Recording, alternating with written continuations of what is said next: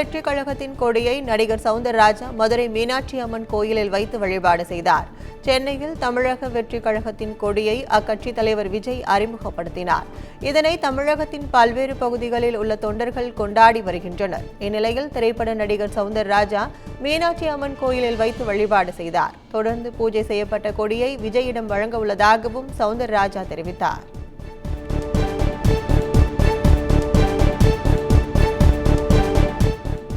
விஜயகாந்த் பிறந்த நாளையொட்டி வழங்கப்பட்ட இலவச புடவைகளை வாங்க பெண்கள் முந்தி அடித்ததால் தள்ளுமுள்ளு ஏற்பட்டது. ஆகஸ்ட் மாதம் 25ஆம் தேதி மறைந்த தேமுதிக தலைவர் விஜயகாந்த் பிறந்தநாள் கொண்டாடப்பட உள்ள நிலையில் தருமபுரி மாவட்ட தேமுதிகவினர் சார்பில் கொடியேற்றுதல், அன்னதானம் மற்றும் நலத்திட்ட உதவிகள் வழங்கும் நிகழ்ச்சி பென்னாகரத்தில் நடைபெற்றது.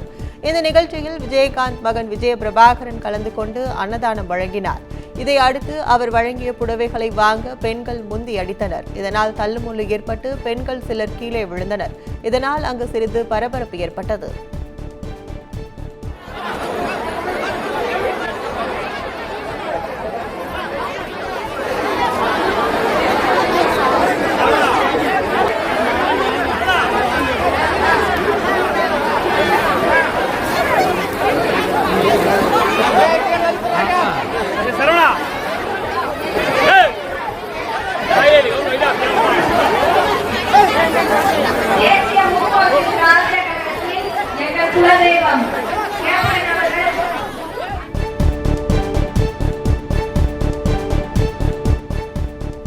தேனியில் யூடியூப் பார்த்து நாட்டு வெடிகுண்டுகள் தயார் செய்த 6 பேர் கைது செய்யப்பட்டு சிறையில் அடைக்கப்பட்டனர். ஆண்டிப்பட்டி வனச்சரகத்திற்குட்பட்ட ஏத்தகோயில் மலை அடிவார பகுதியில் யூடியூபை பார்த்து காட்டு பன்றிகளை வேட்டையாடி சமைத்து சாப்பிட்டு உள்ளனர். இதுகுறித்து ஆண்டிப்பட்டி வனத்துறைக்கு வந்த தகவலை அடுத்து வனத்துறையினர் 6 பேரை பிடித்து விசாரித்தனர். அதில் யூடியூப் பார்த்து நாட்டு வெடிகுண்டு தயார் செய்து காட்டு பன்றியை வேட்டையாடியதை ஒப்புக்கொண்டனர். இதையடுத்து வனச்சரகர் அளித்த புகாரில் பல்வேறு பிரிவுகளின் கீழ் அவர்களை கைது செய்து சிறையில் அடைத்த போலீசார் அவர்கள் வைத்திருந்த 8 நாட்டு வெடிகுண்டுகளையும் பறிமுதல் செய்தனர்.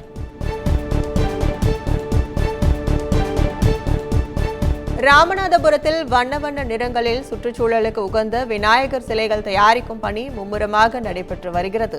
வருகிற செப்டம்பர் 7ஆம் தேதி விநாயகர் சதுர்த்தி நாடு முழுவதும் கொண்டாடப்பட உள்ளது.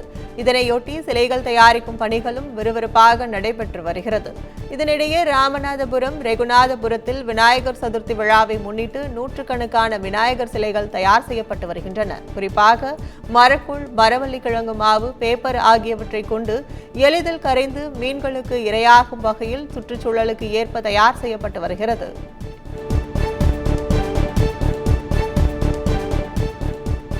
சென்னை அருகே 300 ஆண்டுகள் பழமை வாய்ந்த கோயில் ராஜகோபுரம் அடிக்கல் நாட்டு விழா விமர்சையாக நடைபெற்றது.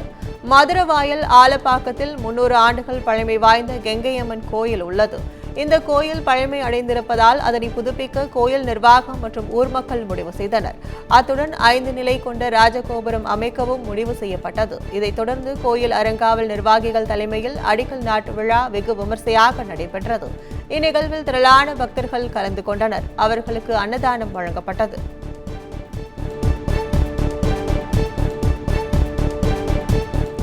மதுரையில் முக்கிய குற்றவாளிகளை குறிவைத்து போலீசார் நடத்திய வேட்டையில் 126 பேர் கடந்த 50 நாட்களில் அதிரடியாக கைது செய்யப்பட்டுள்ளனர். மதுரை மாநகர காவல் ஆணையர் குற்ற நடவடிக்கைகளை கட்டுப்படுத்தும் விதமாக ஒவ்வொரு காவல் நிலையங்களுக்கு உட்பட்ட பகுதிகளில் தீவிர ரோந்து பணிகளை மேற்கொண்டு குற்றவாளிகளை கண்காணித்து நடவடிக்கை எடுக்க அறிவுறுத்தியிருந்தார். அதன்படி மேற்கொள்ளப்பட்ட நடவடிக்கையில் கடந்த 50 நாட்களில் மட்டும் மதுரை மாநகர் பகுதிகளில் ஆயுதங்களுடன் சுற்றித் திரிந்த 126 பேரை காவல்துறையினர் கைது செய்து சிறையில் அடைத்துள்ளனர். இச்சம்பவம் பொதுமக்கள் மத்தியில் நிம்மதியை ஏற்படுத்தியுள்ளது.